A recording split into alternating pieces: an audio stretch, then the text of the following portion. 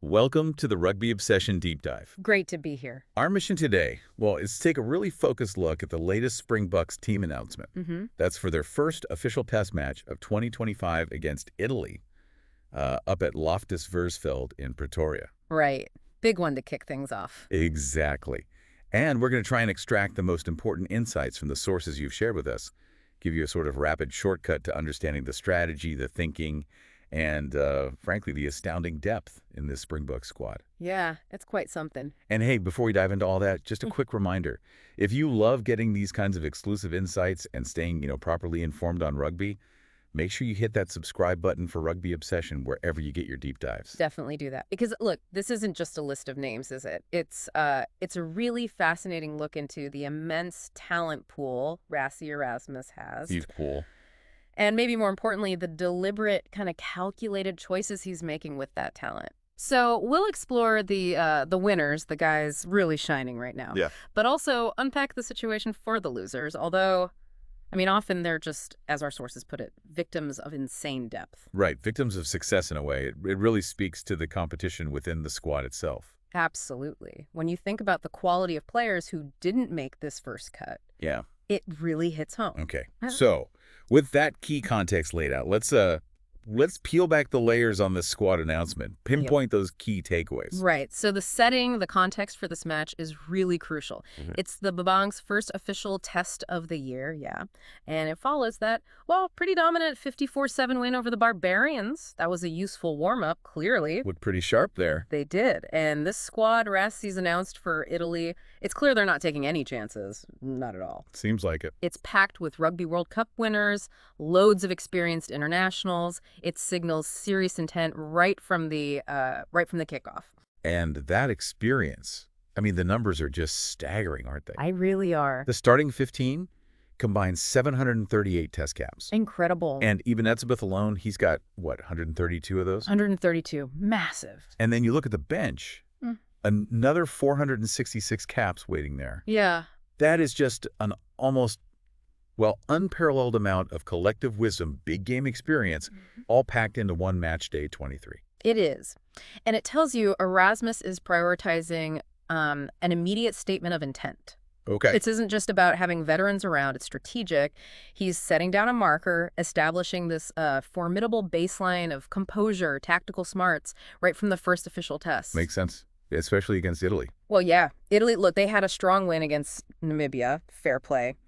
But this is a significantly tougher challenge, isn't it? Oh, absolutely. Different level. Different level entirely. Experienced box side, at altitude in Pretoria. Erasmus wants a dominant start, send a message for the rest of the season. So it's about those tried and tested combinations, hitting the ground running. Exactly. Seamless execution from day one. That seems to be the focus. Right. This is where it gets really interesting and exciting, actually. Yeah. Let's talk about the winners from this selection, the players who are really stepping up in this super competitive environment. Yeah, let's do that. And the biggest headline, you have to say, it's Jesse Kriel. Captain Freya. Captain Kriel, yeah. Right. With Saya Khaleesi sidelined with that niggle. Right. Kriel gets the honor. Skipper in the Springboks in an official test for the very first time. And he did well leading the side against the Babas last week, too. They did. But Kriel as captain, it's a fascinating choice, isn't it? He's obviously a, quote, complete professional, leader of the defense. We hear that a lot. But any sort of concern about maybe not giving it to Etzebeth or Pollard? Yeah. More established captains, first test of the year.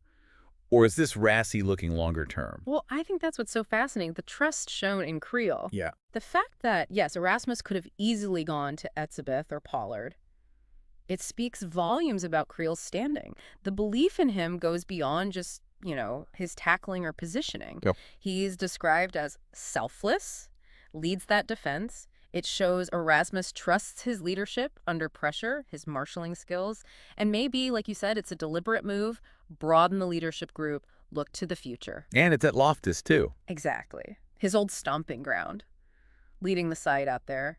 That's going to be pretty emotional for him, I'd imagine. Yeah, definitely. Okay, another clear winner. Willie Leroux, veteran fullback. Willie, yes. Set for his 99th test cap. 99. Almost there. And Rassie's been quite open about wanting to get him to that 100, hasn't he? Even if maybe the next World Cup is unlikely. Yeah, he has. And this brings up that really interesting point about the competition at fullback. It's fierce. It really is. You've got Damian Willemse coming back. I'll get to him. Yeah. And then talents like Afel Fassi, Quan Horn, Sasha Feinberg, Munga Muzulu, they're all pushing hard but missed out this time. But look, Leroux's form for the Bulls this year, it proves he can still play compelling match-winning rugby. He just brings that different dimension, doesn't he? That playmaking ability, the experience. Yeah, that tactical brain. Exactly. Erasmus clearly values that. And he'll get a roaring reception, apparently, from the Bulls fans at Loftus. You'd expect so. And that 100th cap, it'll likely come later, maybe Grey Berha or Nelsprout. Yeah. But his selection now underlines that immediate value he brings. Okay, and talking about returns, some huge names coming back into the mix. Yeah, massive ones. Damian Willemse. First appearance since that All Blacks game in Paris back in 2023. That's right. Long time out. He's the youngest ever double World Cup winner, which is just crazy when you think about it. Still so young, yeah. Getting his 40th cap now after missing all of 2024 with injury. What does his return mean for that backline shape? Well, if you kind of zoom out a bit, Willemse was the main man at 15 during the World Cup, wasn't he? Definitely. A real key part of their attack and defense structure. So he'll be desperate to make his mark again, gives them that versatile playmaker at the back, allows for tactical shifts. And another big return to the forwards.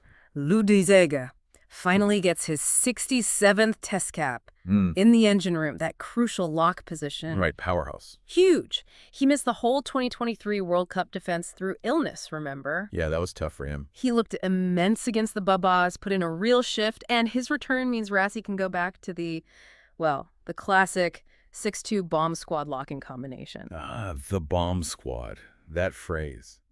It still gives opponents nightmares, I bet. I think it does. For anyone maybe less familiar, just remind us again. Yeah. Why is that specific 6-2 split with those locks such a tactical masterstroke? Okay, sure. So the bomb squad, it's not just about nostalgia for 2019, right? It's Rassie reinforcing their signature game plan, which is basically overwhelming teams with fresh, powerful forwards in that second half. Right, the impact off the bench. Exactly.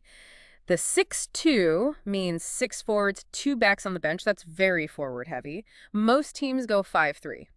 Okay. This allows for this, devastating wave of fresh power, especially in the tight 5. The props and locks, they're critical for scrum dominance, lineouts, breakdown intensity. So they just keep coming at you. For the full 80 minutes, they maintain that relentless pressure when other teams are starting to flag. And this specific combination, with Franco Mostert and RG Snyman ready to come on, we haven't seen that exact dynamic since the 2019 World Cup final. It's a proper tactical weapon. Serious firepower. And let's not forget Faf de Klerk, the Energizer Bunny himself. Yeah, fast back on the bench. Missed the second half of 2024 with injury, poised for cap number 59, huge cover, adds instant pace, unpredictability. Massive boost having him back involved. Def. And moving just inside him at scrum half, Morne Vandenberg. He's another big chance to impress here in 2025. Yes, starting scrum half. And Erasmus actually likened him to Aaron Smith, the All Blacks legend. Wow, high praise. Huge praise. Said he wanted to see him play in dry weather, which they expect in Pretoria.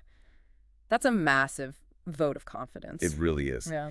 And he's the only back in the starting lineup who hasn't won a World Cup. Good point, yeah. So this is just a massive, massive opportunity for him, especially with the competition. Grant Williams, Faf himself, Reinach, Hendricks, Papier. The list goes on. Mad depth there, too. So his performance, especially in the dry, managing the tempo, unleashing that attack, it's going to be watched very closely. No doubt about it. And then there's the only uncapped player from the Babas game who kept his starting spot. Yes, Tshituka. Vincent Tshituka. Making his official test debut at flanker in that iconic number 7 jersey, essentially filling the huge shoes of Peter Steph du Toit for this game. He really grabbed his chance against the Babas, didn't he? Scored twice, relentless work rate, hit over 30 rucks, good in the lineout. Phenomenal work rate. And Erasmus praised him directly, didn't he? Said, Vincent has fitted into our structures really well. Showed last week he has the potential to play test rugby. Excited to see what he can do against Italy. That's not just a debut. That's a proper challenge laid down. A huge chance to cement his place. Absolutely is. Now, here's an unusual one. A player being a winner by missing the team. Go on. Jean-Luc Dupreez. He's missing out for a fantastic, very personal reason. He's about to become a father. Ah, brilliant. That's the best reason. Totally. It's a shame maybe that he's only got 14 caps and won't add to it this week. But yeah, best possible reason for being absent. A real positive win off the field. Couldn't agree more. And finally, wrapping up the winners, you have to say Rassie Erasmus himself. Oh, for sure. The sheer quality, the depth of this squad. It's just astonishing. It's a testament to his management, his strategic vision. His confidence just shines through, doesn't it? He can, quote, drop a form fullback like Fassi for the youngest ever double World Cup winner in Willemse, and it just makes sense in his plan. Right. Even with two hammer injuries, serious impact injuries, at tight head prop, he doesn't seem stressed. He knows he's got a serial winner like Vincent Tshituka backing up Wilco Louw. That safety net is incredible. It is. And having 4 world-class locks. Any of them could start for pretty much any other country. That's what allows the bomb squad flexibility. This isn't luck, is it? It's meticulously planned depth. Gives them amazing tactical options, resilience. Unbelievable depth. Okay, so we've celebrated the winners, the guys getting their chance, the strategy behind it all. But, as we mentioned, that insane depth has a flip side. For every winner, there are talented players, often genuinely world-class guys, who miss out. Not through lack of form, just intense competition. These are the so-called losers. Yeah, and it's harsh to call them losers, but that's the term used. It highlights the situation, like Sia Khaleesi. Right, the captain. Picked up a niggle. Minor, apparently. But his absence this weekend, it could mean his 100th cap doesn't happen on home soil this year. Small things have big consequences in this squad. So what does that mean for Sia, maybe longer term? Does this force a bit of a rethink in how he's managed through the year? Maybe it actually benefits him, delays the milestone, keeps him fresher for later. Could well do. Manage his load carefully and make sure he's absolutely peaking for the really big tests later on. Long-term gain, perhaps. Okay. What about the new guys from the Barbarians game? Well, yeah, only Tshituka kept his starting spot from the uncapped trio. Right. So Asanathi Nalabakanye, Marnus van der Merwe, Niefling Fouche, they all have to wait a bit longer, described as, again, victims of the insane front row depth. Just impossible break in right now, it seems. It's incredibly tough. You've got established world-class players ahead of them. And Thomas du Toit had a massive season for Bath in England. Yeah, hugely successful season. But he linked up with the squad just a bit too late to be considered for this first one. Timing. Again, an example of that depth, isn't it? World-class player, brilliant season, but a small timing issue. And another top-quality prop just steps right in. Exactly that. And Erasmus is clear, isn't he? You need time in camp to train, to bed in the new plans, integrate properly. Okay. But du Toit is fully expected to feature in the second Italy test, especially with those other prop injuries. It just shows that constant cycle of talent. Okay, what about some of the younger backs? Ethan Hooker from the Sharks. Yeah, impressive season, earned his first official call-up, but look who's ahead of him in those outside back spots. Kriel, Dalen, Colby, Arendse. Experienced internationals, yeah. Tough crowd to break into. Incredibly tough. And Kanan Moody, another exciting young talent, he was unavailable too. The Bulls players weren't rushed back after their long URC season. Right, managing player welfare. Exactly. So both those youngsters, Hooker and Moody, they'll have to wait another week or two. Again, not about talent, just the sheer level of competition and smart management. And the lock situation. We touched on the guys playing, but the depth there means some serious quality misses out. Oh, it's mind-boggling. Saman Morat, Ruan Norche. Both overlooked for this one. Big names. And Gene Klein, who was immense when he came back last year, he picked up an injury that ruled him out completely. Right. Did they call in cover for Klein? Nope. Tells you everything, doesn't it? Reinforces the depth point again. Absolutely. Norche had apparently hoped playing some flanker might get him in, show versatility. Morat is even being mentioned as a potential future captain, maybe for a game against Georgia down the line. Wow. It just speaks volumes about the quality of players who aren't even making the bench right now, and how Rassie's already thinking about future leadership. So, wrapping your head around all that, what really stands out to you from this deep dive into the squad?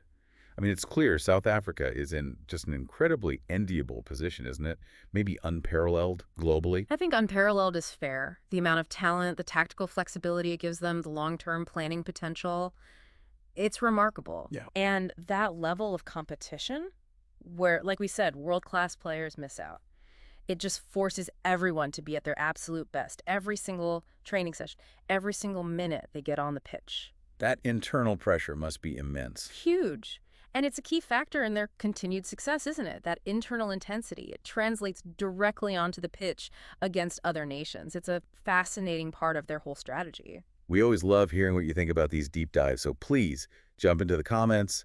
Let us know what struck you most about this Springbok squad announcement. Agree, disagree, other winners or losers we missed?